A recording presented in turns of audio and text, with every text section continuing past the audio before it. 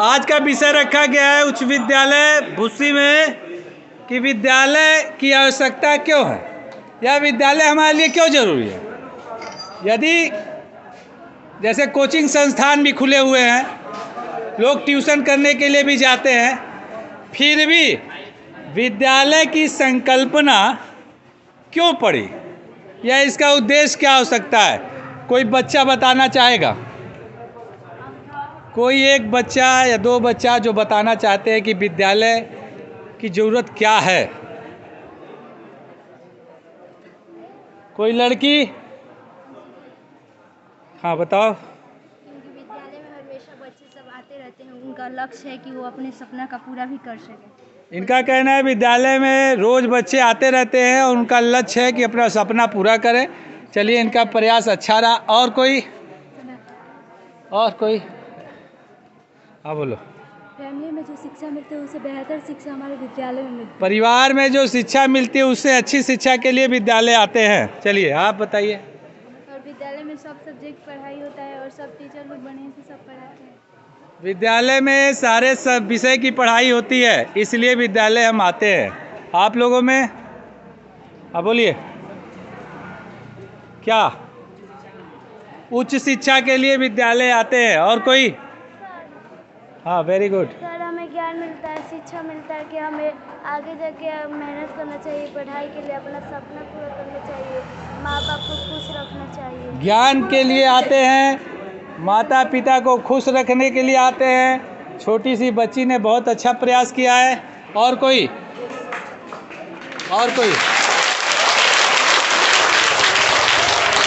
मुकेश जी आइए भाई। अरे मुकेश जी इधर आइए। शशि भूषण सर आइए। शांत रहिएगा, शांत रहिए, बैठिए। हाँ बताइए। हम विद्यालय हमारे लिए इसलिए महत्वपूर्ण है। यहाँ पर सब विषय की पढ़ाई तो होती है और सारे सहपाठी को देखकर भी हम लोग कुछ सीखते हैं। विद्यालय में मतलब पढ़ाई अच्छे से, सहपाठियों को देखकर एक दूसरे से सीखते हैं और पढ़ाई करते हैं। अब हम मुकेश जी से एक लाइन में जानना चाहेंगे, विद्यालय की आवश्यकता क्यों आपकी नज़र में?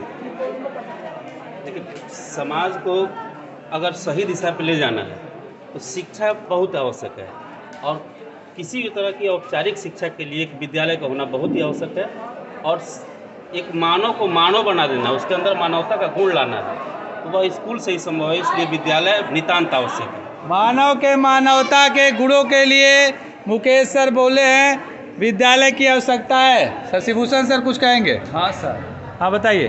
बच्चों के सर्वांगीण विकास के लिए विद्यालय जरूरी है। सर ने कहा बच्चों के सर्वांगीण विकास के लिए विद्यालय जरूरी है। बिल्कुल सही। कोचिंग में आप एक सब्जेक्ट पढ़ेंगे, उसके लिए एक छोटा सा स्थान मिलेगा, न खेलने के लिए मिलेगा, न बहुत सारे साथी मिलेंगे, न सामाजिक आपका उत्थान होगा। यहाँ बहुत सारे सर मिलेंगे, आपके सर्किल होंगे जिसमें बहुत सारे एक्टिविटीज़ होते हैं। ये सब किसी शिक्षण संस्थान या ऑनलाइन टीचिंग में आपको मिलने वाला नहीं है, इसलिए विद्यालय बहुत ही जरूरी है। चलिए, आप सर कुछ कहना चाहेंगे?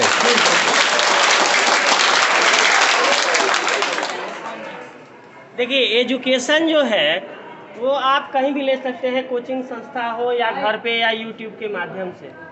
लेकिन एक जो आइडियल पर्सन, आदर्श व्यक्ति की जो संकल्पना है एक आदर्श नागरिक की, वो विद्यालय में ही मिलेगी आपको, अन्यथा कहीं नहीं मिलेगी। चलिए, बहुत सही। आप कुछ कहना चाहेंगे? चलिए, सरिता मैडम का भी विचार जान लें। विद्यालय में बच्चों का सर्वांगीण विकास होता है और नैतिक गुण आता है। यहाँ विभिन्न समुदाय के बच्चे आते हैं, जिससे बच्चे घुल मिल जाते हैं और जातीयता की भावना उनके अंदर नहीं आती है। उनमें एक गुण आता है कि सब भाई हैं, सब एक समान हैं और सभी से मिलजुल कर रहें, किसी के प्रति हम भेदभाव की भावना न रखें। और विद्यालय ऐसी जगह है जहाँ बच्चों का सभी तरह से विकास हो सके, जैसे खेल हो, चित्रकारी हो, या जो भी नैतिक गुण हो, किसका बड़ों को कैसे आदर करना है, छोटों को कैसे प्यार करना है, कैसे मिलजुल कर रहना, यह विद्यालय ही सिखा सकता है। दूसरा कहीं हम लोग नहीं सीख सकते हैं। चलिए, सरिता मैडम ने भी अपना विचार रखा। हिरामन सर कुछ कहना चाहेंगे? आप कुछ कहना चाहेंगे?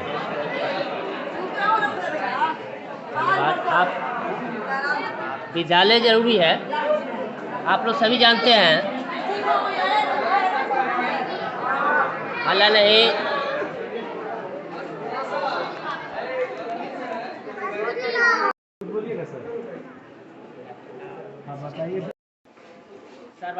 सर्वांगीण विकास के लिए हम लोगों को संकल्पित होना पड़ेगा, नैतिकता का पाठ पढ़ना होगा, शिष्ट होना होगा, अनुशासित होना होगा। आप अपने को इन 3 बातों में ढाल लेना होगा। वो आप समाज के सेवक, देश के सेवक, परिवार के सेवक बन सकते हैं। चलिए, सर ने भी बताया और अच्छा बताया, इनके लिए भी ताली चाहिए। अब हम कुछ आप लोगों से कहना चाहते हैं इस विद्यालय के बारे में। विद्यालय की संकल्पना जो है निश्चित रूप से बच्चों के सर्वांगीण विकास के उद्देश्य से की गई है, लेकिन दुर्भाग्यपूर्ण बात यह है कि वर्ग कक्षों में हम कुछ बच्चों के अंकों को देखकर उनकी मेधा की संकल्पना को अपने मस्तिष्क में बैठा लेते हैं। प्राय ये लोग समझ बैठते हैं कि जिस बच्चे ने मैथ में 90 नंबर, 98 नंबर, 100 नंबर, 80 नंबर अर्जित किए हैं, वो विद्यालय का सबसे मेधावी बच्चा है। ऐसी संकल्पना उन बच्चों के साथ धोखा है जो मैथ को छोड़कर अन्य विधाओं में अच्छा कर सकते हैं। ये विद्यालय कोई इंजीनियरिंग कॉलेज नहीं है, ये विद्यालय कोई लॉ कॉलेज नहीं है, ये विद्यालय कोई मेडिकल कॉलेज नहीं है, ये विद्यालय कोई बेसिक रूप से कला के उद्देश्य से नहीं बनाए गए हैं। जिस तरह एक इंजीनियरिंग कॉलेज में इंजीनियर को बनाया जाता है, एक मेडिकल कॉलेज में डॉक्टर को बनाया जाता है, एक लॉ कॉलेज में एक वकील को तैयार किया जाता है, हमारे विद्यालय की संकल्पना प्रारंभिक विद्यालयों से लेकर उच्च विद्यालयों तक बच्चों के सर्वांगीण विकास के लिए बनाई गई है। इसमें मैथ का बच्चा इंजीनियर बनेगा तो साइंस में तेज बच्चा वैज्ञानिक भी बनेगा। इसमें खेल में तेज बच्चा खिलाड़ी भी बनेगा और वकालत की क्षेत्र में जाने वाला बच्चा वकील भी बनेगा। पेंटिंग के क्षेत्र में कला को पसंद करने वाला बच्चा एक कलाकार बनेगा, एक चित्रकार बनेगा। या किसी विशेष हितों की पूर्ति करने के लिए विद्यालय नहीं बनाया जाता।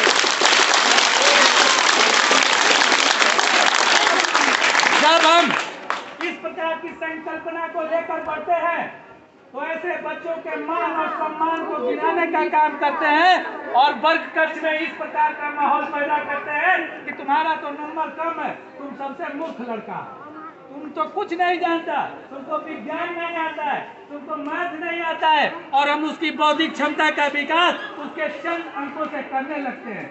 यदि ऐसा हुआ होता तो क्या सचिन तेंदुलकर भारत के सर्वश्रेष्ठ क्रिकेटर बनते? साइना नेहवाल बैडमिंटन खिलाड़ी बनती? विराट कोहली बनते?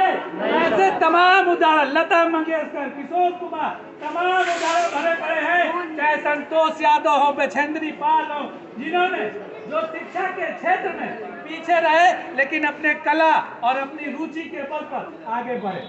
हमको ध्यान देना होगा। आप मैथ में थोड़े कम पढ़ रहे हैं, चलेगा, आपकी रुचि नहीं है, मैं मानता हूँ चलेगा। जो पढ़ रहा है उसका भी चलेगा, वो भी अच्छा है, उसको यदि वो पसंद है वो अच्छा है। लेकिन यदि किसी को मैथ में कम नंबर आ गए तो आप अपनी रुचि को पहचानिए कि आपका पसंद क्या है। आपको जानकर हैरानी होगी, Newton, Einstein, Edison, Rabindranath Tagore, ऐसे तमाम उदाहरण पड़े हैं जिनको विद्यालय ने मूर्ख कहकर निकाल दिया था। आइंस्टीन को विद्यालय से निकाला गया था, न्यूटन को निकाला गया था, एडिसन को निकाला गया था, और उनके शिक्षकों ने कहा कि ये बच्चे कभी भी कुछ पढ़ लिख कर नहीं बन सकते। और उन बच्चों ने क्या किया? उन बच्चों ने ऐसा कुछ किया कि आज उनके सिद्धांत को सभी विद्यालयों में पढ़ाया जाता है। तो ये उनकी रुचि थी, शिक्षकों की पहचान वहाँ क्या थी? गलत थी। ये विद्यालय यदि रुचिवान बच्चे हैं, खेल में हैं, खेल में उनको आगे बढ़ाना हमारा कर्तव्य है। पढ़ाई में है, पढ़ाई में आगे बढ़ाना एक शिक्षक का कर्तव्य है। कंप्यूटर पसंद है, कंप्यूटर में बढ़ाएंगे। विज्ञान पसंद है, विज्ञान में बढ़ाएंगे। जिस क्षेत्र में पढ़ना चाहे उस क्षेत्र में बढ़ाएंगे। और आप सभी के पास ऐसी क्षमताएं हैं। आपके पास मैथ का सवाल नहीं आता है तो हो सकता है आप दौड़ में अच्छे होंगे, हो सकता है ना। आप कोई गेम बढ़िया खेलते होंगे, आप पेंटिंग बढ़िया करते होंगे। आप अपनी शिक्षा को जारी रखिए, लेकिन जो चीज़ आपको जिस विषय में, जिस क्षेत्र में सबसे ज़्यादा रुचि है उस पर फोकस करना आरंभ कर दीजिए। वही आपको सफल इंसान बनाएगी। और यदि आप इस नियम के साथ आगे बढ़ते हैं तो आपको आगे बढ़ने से कोई रोक नहीं सकता। ये मार का जो भय है ना, इसको उतारना पड़ेगा। अंकों का भय, ग्रेडिंग करके यदि हम कहते हैं कि 80 नंबर आ गया, वो बच्चा सबसे तेज है, ये गलत है। वो नकल करके भी ला सकता है, पढ़ के भी ला सकता है, मैं दोनों मानता हूँ। लेकिन जिसका नंबर कम आया है, हो सकता है उसकी रुचि दूसरे क्षेत्र में हो। मैथ नहीं जानता है तो क्या वो सबसे गधा बच्चा, और जो मैथ जान गया वो सबसे तेज बच्चा। ये संकल्पना विद्यालय की जिस विद्यालय की संकल्पना के लिए किया गया है वो गलत है। और हमको सबको लेकर बढ़ना है। एक अच्छे विद्यालय में हर बच्चे को लेकर बढ़ना चाहिए और हर बच्चे को उसकी रुचि के अनुसार बढ़ाने का दायित्व वहाँ के शिक्षकों का होता है। और हम उम्मीद करते हैं कि यहाँ के शिक्षक आपकी रुचि के अनुसार आपको आगे बढ़ाने का पूरा प्रयास करेंगे। इसी के साथ आज की चेतना सत्र को समाप्त किया जाता है। बहुत